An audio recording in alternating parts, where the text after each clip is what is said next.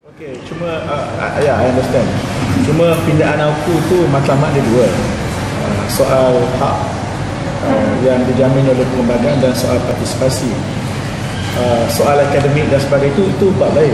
You nak kata unrelated at all tak boleh. Tapi kalau nak kata itu juga matlamat pindaan pun tak boleh. So sebab itu baru ni ada orang tanya saya, dia kata, Din, adakah bila kita pindah Section 15 akan bercambah intellectualism di universiti? Saya kata tak ada kena-mengena, because this is a political story. Ini naratifnya naratif politik. Naratif akademiknya itu bawah PSPDN. So we have to look at it from lalu dia berkaitan dengan apa?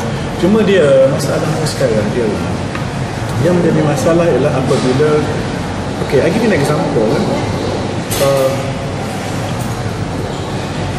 Aku sebagai satu peraturan, and then cara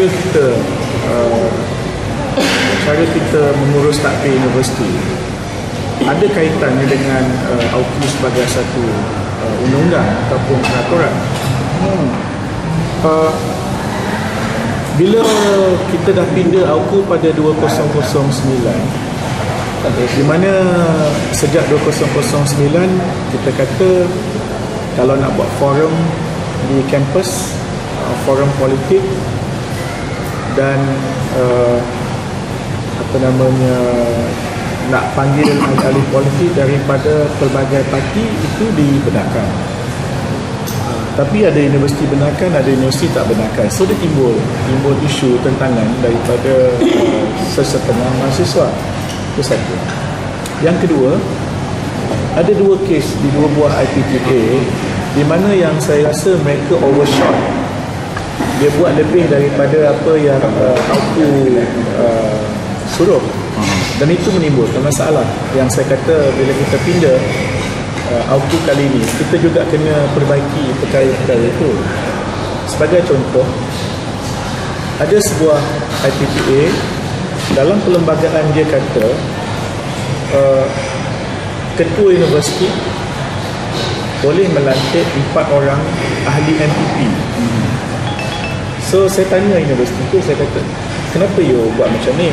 Sebab dia kata mungkin berlaku kes di mana MPP telah dipilih, tapi ada kumpulan tertentu yang minoriti tidak dapat menang dalam pilihan raya. So untuk menjaga kepentingan yang minoriti ini, maka perlu ada ahli MPP yang dilantik, boleh bersuara dalam mesyuarat MPP, tapi tak boleh mengundi ketika membuat keputusan. Check and balance. Saya kata betul, tapi cara buat itu salah. It's not democratic.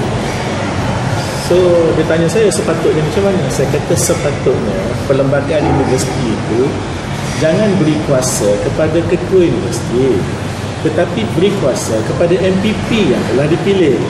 Maknanya bila MPP telah dipilih, MPP boleh jika ada keperluan melantik selepas consultation dengan kumpulan-kumpulan yang berkaitan untuk melantik wakil daripada itu, dan sebaik-baiknya wakil itu dipilih oleh mereka. Misalnya orang asli, kalau dia bertanding susah nak menang, kalau dia bertanding susah nak menang, so MPP selepas dipilih buat pertemuan dengan pelajar-pelajar orang asli. Okey, diorang pilih seorang wakil yang akan dilantik sebagai MPP. So ini kaedah yang demokratik. Satu lagi contoh ialah ada sebuah IPTA dalam aku janji asrama. Dalam Section 15 dia kata tidak boleh menyatakan apa-apa pandangan terhadap yang menyatakan sokongan kepada mana-mana parti politik. Itu Section 15 yang pada saya itu contradict Article 10 of the Constitution. Tapi itu kita dah nak pindah dah.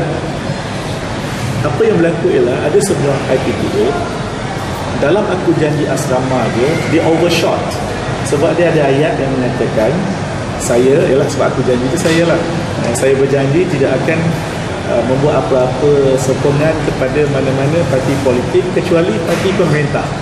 So these are the issues yang berlaku on the ground, yang saya rasa you make us look so bad, the government look so bad, because kenapa kalau ikut saja Section 15 pun okey, but you overshot.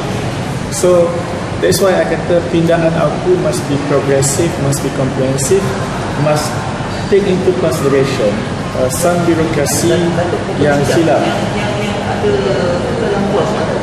Aku janji sebuah aku janji untuk polish di sebuah RPTA yang mesti dibetulkan. No. Punca kuasa dia raya. You're not following the discourse, brother. Punca kuasa aku janji itu datang daripada aku. Itu yang saya kata benda itu kena dibetulkan.